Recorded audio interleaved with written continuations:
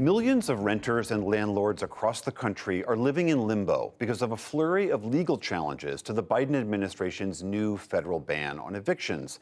Yamiche Alcindor takes a deeper look at what the administration is doing to address this growing housing insecurity in the country. We examined the administration's plans to address evictions and economic challenges during the pandemic with Secretary of Housing and Urban Development, Marcia Fudge. Thank you so much, Secretary Fudge, for being here. Now, the Biden administration allowed the federal eviction moratorium ban to expire when Congress did not pass anything to extend it. What do you say to critics who say that the White House did not act fast enough here? Well, first off, thanks for having me. I would say that the White House acted in a very deliberate way. I think that there were a lot of things that went into making this decision, and certainly one was to determine where we were as it related to the CDC and what was happening with the variant. I think that they did act timely. Certainly, people do believe it should have been earlier, but I think that they acted with the kind of reason and just good consciousness of what was going on in the country. So I think that they did just fine with that. And the new federal ban on eviction moratorium, it's more limited. It also expires on October 3rd. Do you worry at all that this is sort of a cliff that's coming toward renters now that there's this October 3rd deadline? You know, Yamiche, I don't think that I'm as worried as I would have been. I do not believe, actually, that there should be a cliff. If we can get out the $46 billion that is already in the pipeline, I do not believe that we should hit a cliff. There is enough resources right there that we can actually make up all arrearages as well as pay some rent forward. So I don't think there should be a cliff. I think that right now people are getting the resources out the way they should. Everybody is up and running. And I do believe that this additional time is going to make sure that we push it through. So I'm not as worried as I would have been had we not extended it. And you said you're not as worried and that you say that you think the White House acted timely. But of course, there are critics who say that this is a sort of a coming cliff for renters and that the White House in some ways dropped the ball here. What do you make of that? Well, I would say that it's easy for people to throw stones when they don't really have to make decisions.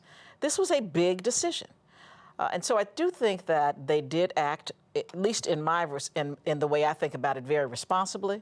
And for those who want to throw stones, I mean, there's nothing that I can do about it except for to say I am very supportive of the decision they made and within the time frame in which they made it. And there are landlord groups now that are challenging this new eviction ban in court. Judge just today said that this new, more limited ban looks almost identical to the one that the CDC passed that was expired. The president has said that he thinks that he's not sure that this new ban will pass constitutional muster.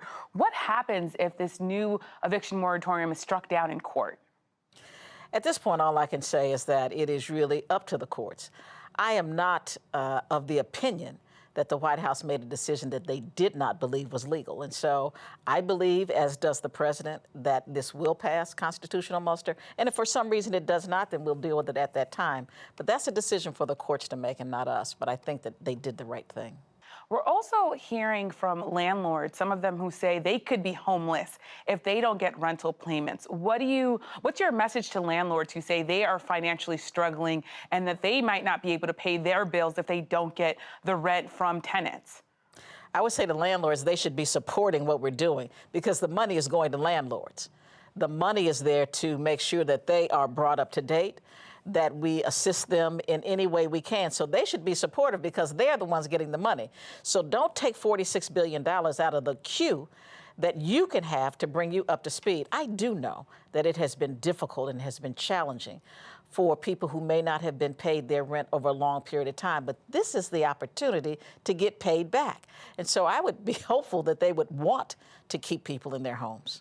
Black people and people of color have been disproportionately impacted by the pandemic and have faced dire economic struggles. What's your plan to address the widening gap in Black homeownership and generational wealth that has deepened in the pandemic?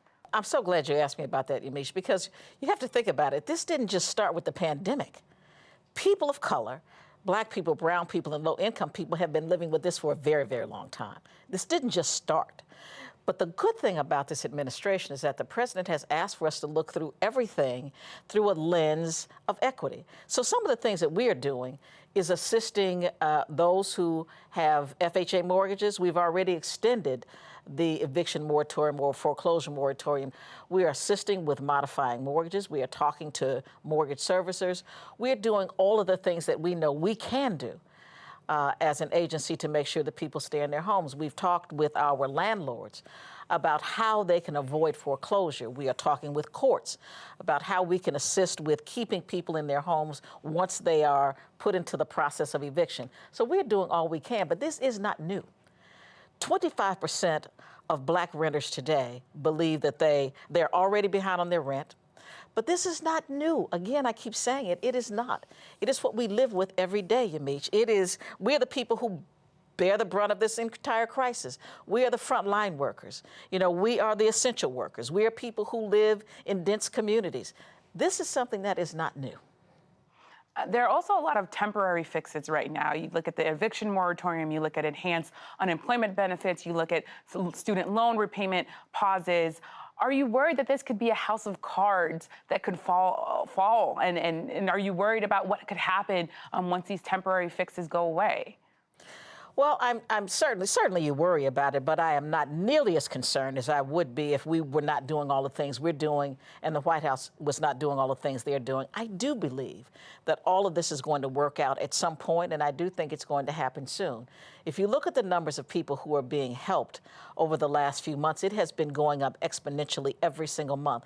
Over 1.5 billion people just in the month of June. July numbers are going to be better. August numbers are going to be better. And we believe that we can avert the crisis that everybody sees as looming if we do the work that we are all doing right now.